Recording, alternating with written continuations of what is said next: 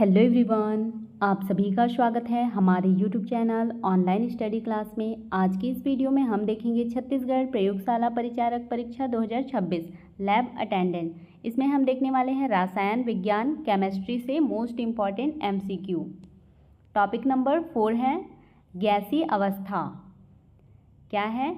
Gaseous state chemistry. इससे हम लोग 30 मोस्ट इम्पॉर्टेंट MCQ देखेंगे। वीडियो को लास्ट तक जरूर देखें। इसका PDF आपको हमारे व्हाट्सएप ग्रुप पे मिल जाएगा। क्वेश्चन नंबर 1 है आदर्श गैस समीकरण है PV = nRT, P/T = constant, V/T = constant दिया हुआ है, P1 V1 = P2 V2। तो इसमें से आदर्श गैस समीकरण कौन सा है? PV = nRT। ये क्या है? आदर्श गैस समीकरण है। P क्या है? प्रेशर, V वॉल्यूम आयतन है और N मोल है और ये क्या है? R गैस कांस्टेंट है और T यहाँ पे टेम्परेचर है। ये क्या है? PV = nRT आदर्श गैस समीकरण है। व्याख्या में बोला गया है आदर्श गैसों के लिए दाब, आयतन और ताप के बीच संबंध क्या है? ताप, आयतन और दाब के बीच संबंध है PV = nRT। क्वेश्चन नंबर 2 है सार्वत्रिक गैस नियतांक R का SI मात्रक है जूल प्रति मोल प्रति केल्विन, कैलोरी प्रति मोल, यहाँ पे दिया हुआ है लीटर, एटमॉस्फेयर या फिर N क्या है? ये क्या है? न्यूटन है। तो इसमें से क्या पूछा है? सार्वत्रिक गैस नियतांक R का SI मात्रक क्या हो जाएगा? जूल प्रति मोल प्रति kelvin. Option number A right answer है। R का SI मात्रक जूल प्रति मोल प्रति केल्विन होता है। क्वेश्चन नंबर 3 है गैसों का अणुगति सिद्धांत मुख्यतः किसके लिए लागू होता है? वास्तविक गैस, आदर्श गैस, द्रव या फिर ठोस? राइट आंसर है ऑप्शन नंबर बी आदर्श गैस के लिए। गैसों का अणुगति सिद्धांत मुख्यतः किसके लिए लागू होता है? आदर्श गैस के लिए। काइनेटिक थ्योरी आदर्श गैसों के व्यवहार को समझाने के लिए विकसित की गई है। क्वेश्चन नंबर 4 है RMS वेग का सूत्र है। RMS वेग का सूत्र पूछा है। क्या क्या दिया हुआ है?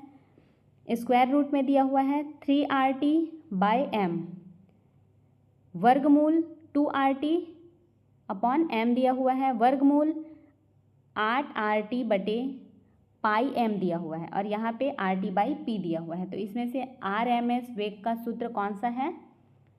ये है ऑप्शन नंबर 1। वर्गमूल में दिया हुआ है 3RT/m। ये क्या है? RMS वेग का सूत्र है, याद रखना है इसको। वर्ग माध्यम वेग CRMS = क्या है? स्क्वायर रूट में दिया हुआ है 3RT/m। क्वेश्चन नंबर 5 है सार्वत्रिक संभावित वेग मोस्ट प्रोबेबल वेलोसिटी का सूत्र पूछा है। यहाँ पे स्क्वायर रूट में 3RT/m दिया हुआ है, स्क्वायर रूट में 2RT/m, स्क्वायर रूट में दिया हुआ है 8RT/m और यहाँ पे डी में दिया हुआ है ऑप्शन नंबर डी में PV = nRT। तो इसमें से सार्वत्रिक संभावित वेग मोस्ट प्रोबेबल वेलोसिटी का सूत्र कौन सा है? इसमें से ऑप्शन नंबर बी।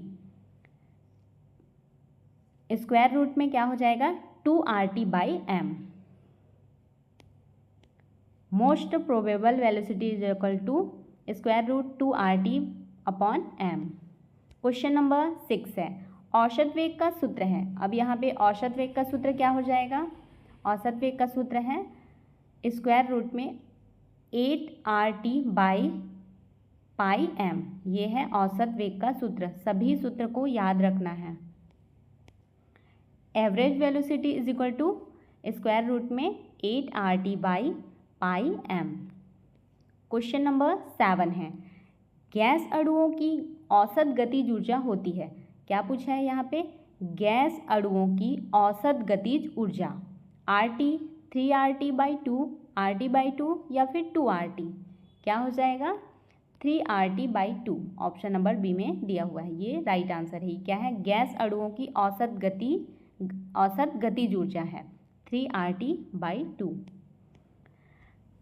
प्रति मोल औसत गतिज ऊर्जा इज इक्वल टू 3RT/2।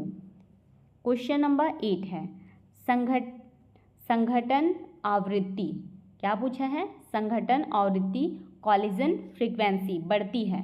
किससे बढ़ती है कॉलिजन फ्रीक्वेंसी? ताप बढ़ाने से, दाब बढ़ाने से, दोनों से, किसी से नहीं। तो इसका राइट आंसर हो जाएगा ऑप्शन नंबर सी, दोनों से। ताप बढ़ाने से और दाब बढ़ाने दोनों से क्या होता है? संघटन आवृत्ति कॉलिजन फ्रीक्वेंसी बढ़ती है। ताप एवं दाब दोनों बढ़ाने पर अणुओं की टक्करों की संख्या बढ़ती है और इस कारण क्या होता है? कॉलिजन फ्रीक्वेंसी भी बढ़ जाती है। क्वेश्चन नंबर 9 है माध्य मुक्त पद मीन फ्री पाथ अधिकतम होता है उच्च दाब पर, निम्न दाब पर, निम्न ताप पर या फिर स्थिर ताप पर। राइट आंसर है ऑप्शन नंबर बी, निम्न दाब पर क्या होता है? माध्य मुक्त पद मीन फ्री पाथ अधिकतम होता है। जहाँ पे दाब क्या है? निम्न होता है, वहाँ पे माध्य मुक्त पद अधिकतम होता है। दाब कम होने पर अणुओं के बीच की दूरी क्या होती है? बढ़ जाती है, जिससे क्या होता है? मीन फ्री पाथ बढ़ जाता है, अधिक हो जाता है। क्वेश्चन नंबर 10 है सही मिलान कीजिए बोल रहे हैं। सूची 1 और सूची 2 दिया हुआ है। RMS वेग, इसका क्या हो जाएगा? RMS वेग का 3RT/m स्क्वायर रूट में ये हो जाएगा ए।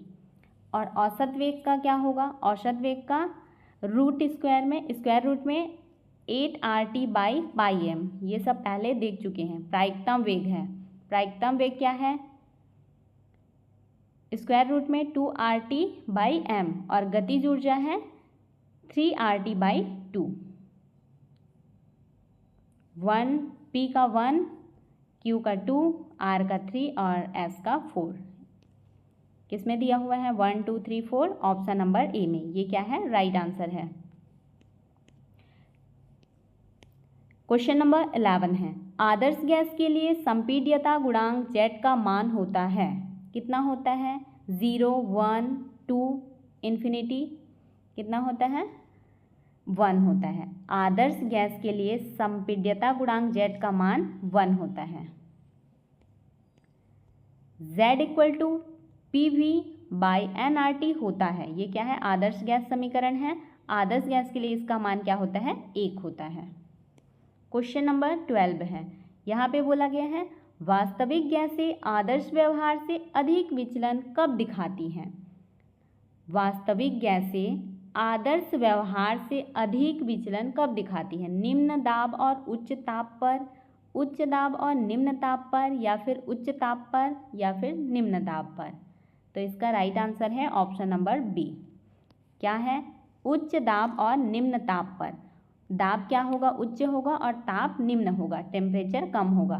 तो यहाँ पे क्या होगा? वास्तविक गैसें आदर्श व्यवहार से अधिक विचलन प्रदर्शित करती हैं। इस कंडीशन में दाब हाई होगा और टेम्परेचर लो होगा।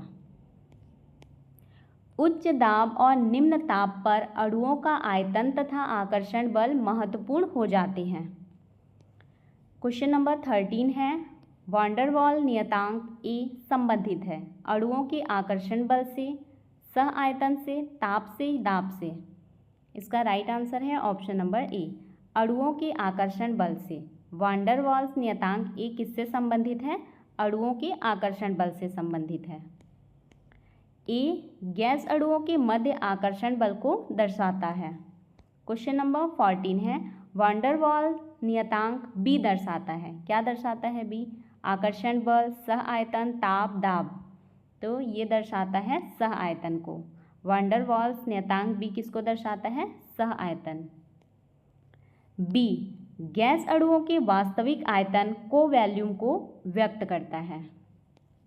क्वेश्चन नंबर 15 है बॉयल ताप पर गैस का व्यवहार होता है द्रव जैसा, आदर्श गैस के समान, ठोस जैसा या फिर अनियमित। क्या होता है? आदर्श गैस के समान। बॉयल ताप पर गैस का व्यवहार कैसा होता है? आदर्श गैस के समान। बॉयल ताप पर वास्तविक गैस लगभग आदर्श गैस की तरह व्यवहार करती हैं। क्वेश्चन नंबर 16 है, जूल थॉमसन प्रभाव संबंधित है गैसों के प्रसार से, गैसों के द्रवीकरण से, दोनों से, किसी से नहीं। राइट आंसर है ऑप्शन नंबर सी, दोनों से। जूल थॉमसन प्रभाव किससे संबंधित है? गैसों के प्रसार से और गैसों के द्रवीकरण से, इन दोनों से। जूल थॉमसन प्रभाव गैसों के विस्तार एवं द्रवीकरण दोनों में क्या है? महत्वपूर्ण है। क्वेश्चन नंबर 17 है, गैसों के द्रवीकरण का अध्ययन सर्वप्रथम किसने किया? Boyle, Andrews, Charles, Avogadro. इसका राइट आंसर है option number B, Andrews. Andrews ने गैसों के द्रवीकरण का अध्ययन सबसे पहले किया था, सर्वप्रथम।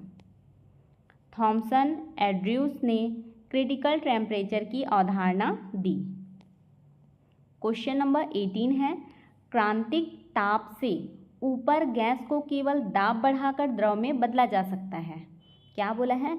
क्रांतिक ताप से ऊपर गैस को केवल दाब बढ़ाकर द्रव में बदला जा सकता है बोला है। ये क्या है? हाँ, नहीं, कभी कभी, केवल H2 के लिए। तो इसका राइट आंसर हो जाएगा ऑप्शन नंबर बी, नहीं। अब इसका व्याख्या देख लेते हैं, क्लियर हो जाएगा। क्रिटिकल टेम्परेचर से ऊपर गैस का द्रवीकरण असंभव है, इसलिए वहाँ पे नहीं ऑप्शन राइट है। क्वेश्चन नंबर 19 है, असर्शन एवं रीजन दिया हुआ है। असर्शन में ताप बढ़ने पर RMS वेग बढ़ता है बोल रहे हैं, सही है। इसका रीज़न क्या है? RMS वेग √T के समानुपाती होता है बोल रहे हैं, सही है। राइट आंसर है ऑप्शन नंबर ए, दोनों सही हैं तथा आर सही व्याख्या है। CRMS समानुपाती √T इसके समानुपाती होता है, इसलिए ताप बढ़ने पर RMS वेग भी बढ़ जाता है। क्वेश्चन नंबर 20 है, असर्शन में बोला गया है आदर्श गैस Z=1 होता है, सही है।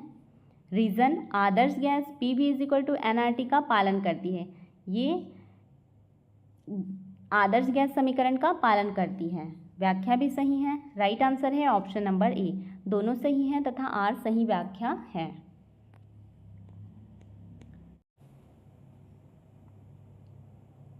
क्वेश्चन नंबर 21 है, JK-LM क्रम मिलाइए बोल रहे हैं।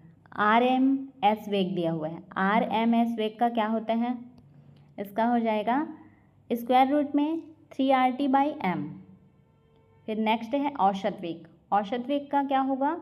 स्क्वायर रूट में 8RT/πm।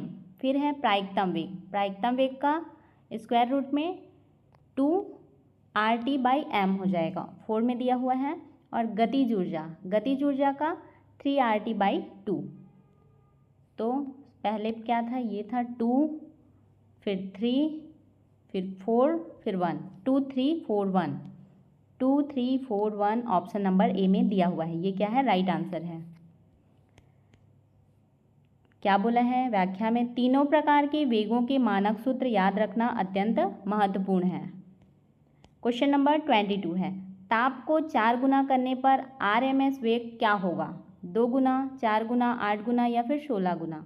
तो यहाँ पे अगर ताप को 4 गुना करेंगे तो RMS का वेग क्या हो जाएगा? 2 गुना बढ़ जाएगा, 2 गुना हो जाएगा। मतलब इसको अगर 4 गुना करेंगे तो RMS का वेग क्या होगा? 2 गुना होगा। क्यों 2 गुना होगा? CRMS समानुपाती क्या होता है? √T और √4 क्या होता है? 2, इसलिए 2 गुना हो जाएगा।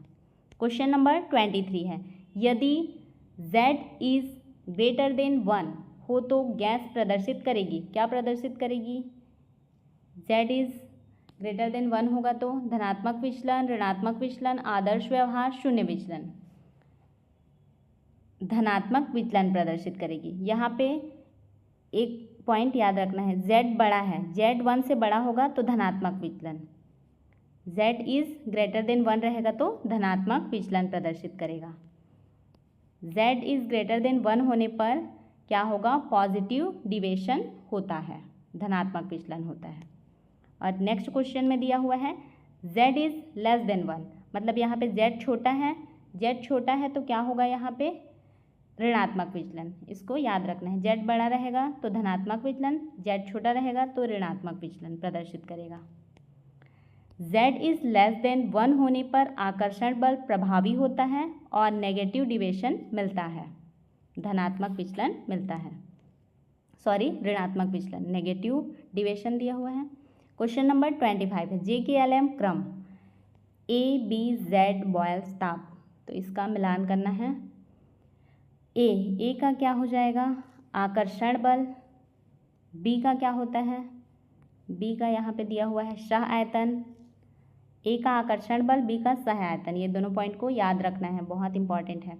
जेड का संपीड्यता गुणांक है और बॉयल ताप का क्या है आदर्श व्यवहार का ताप। 2314 ऑप्शन नंबर ए में है, ये क्या है राइट आंसर है। ए है आकर्षण बल, बी है सह आयतन, जेड क्या है कंप्रेसिबिलिटी फैक्टर है और बॉयल्स टेम्परेचर पर गैस लगभग आदर्श व्यवहार प्रदर्शित करती है। नेक्स्ट क्वेश्चन है 300 केल्विन से 1200 केल्विन ताप करने पर आरएमएस वेग होगा 2 गुना, 4 गुना, स्क्वायर रूट 2 गुना या फिर 3 गुना, कितना होगा 2 गुना होगा।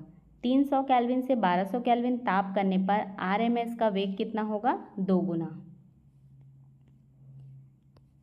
CRMS2 by CRMS1 equal to square root में 1200 बटे 300 करेंगे तो √4 इक्वल टू 2 हो जाएगा।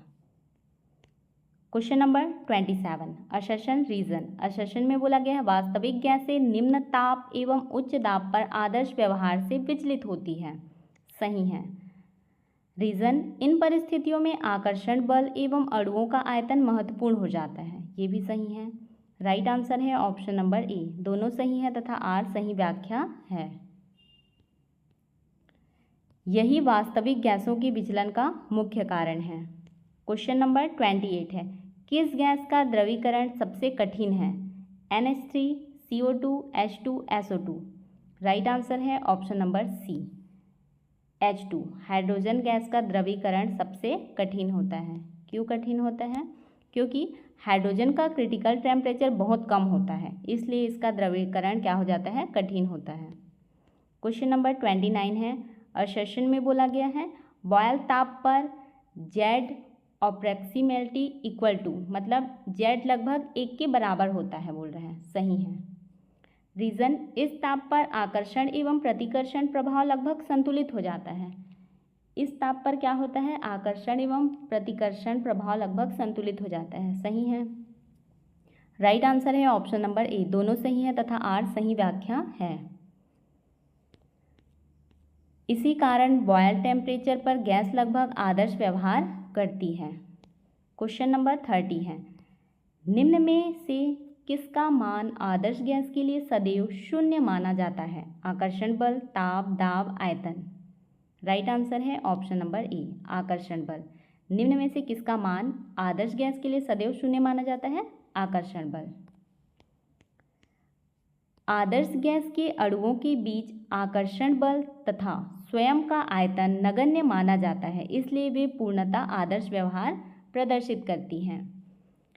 इसका PDF आपको हमारे व्हाट्सएप ग्रुप पे मिल जाएगा। आपको हमारी यह वीडियो कैसी लगी कमेंट करके ज़रूर बताएं। यदि आपको हमारी यह वीडियो हेल्पफुल लगी हो तो वीडियो को लाइक करें, अपने दोस्तों के साथ शेयर करें और चैनल को सब्सक्राइब करना बिल्कुल भी ना भूलें।